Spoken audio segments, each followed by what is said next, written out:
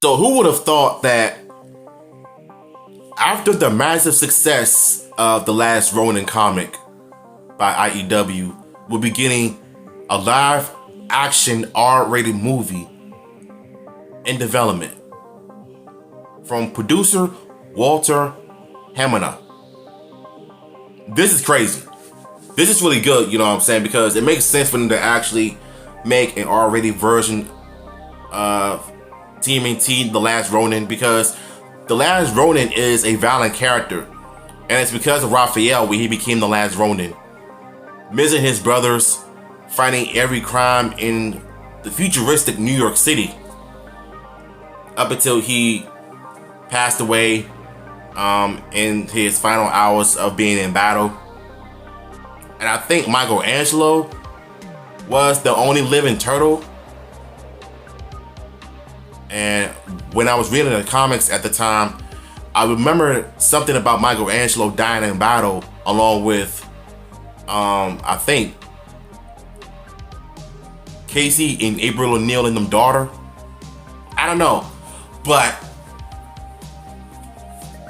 this movie, it seems really interesting because I am curious to know how they're going to adapt the brutal murders and deaths and the brutal savagery from The Last Ronin into live action.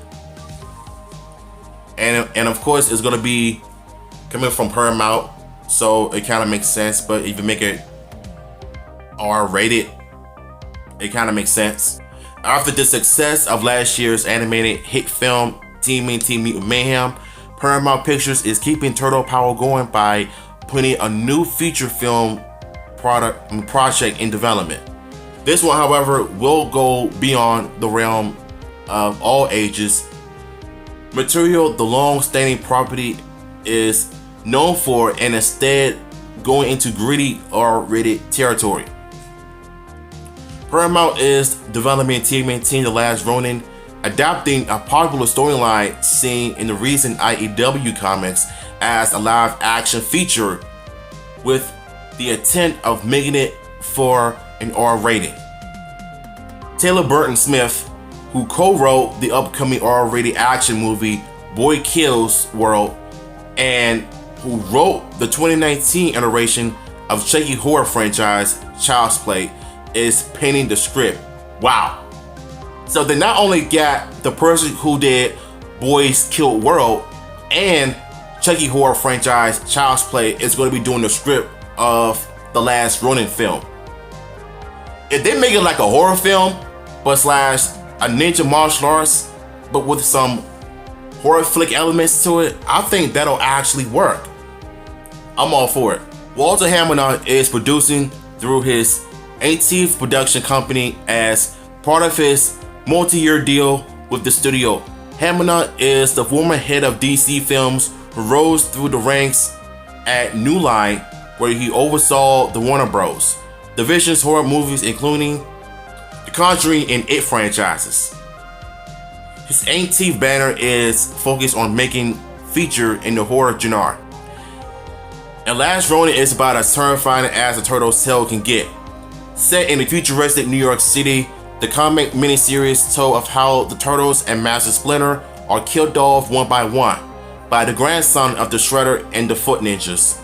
One turtle managed to survive barely and vows to seek revenge. One trick of the book was that it wasn't clear, for a while at least, which one of the turtles lived, as the survivor had the weapons of all four. So like I said, I think I'm up for it because I think I know what they're doing with this upcoming movie, live action, R-rated film. It makes sense if they make it like a horror flick style, but with martial arts and ninjutsu action. It'll make a lot of sense because you know Raphael probably survived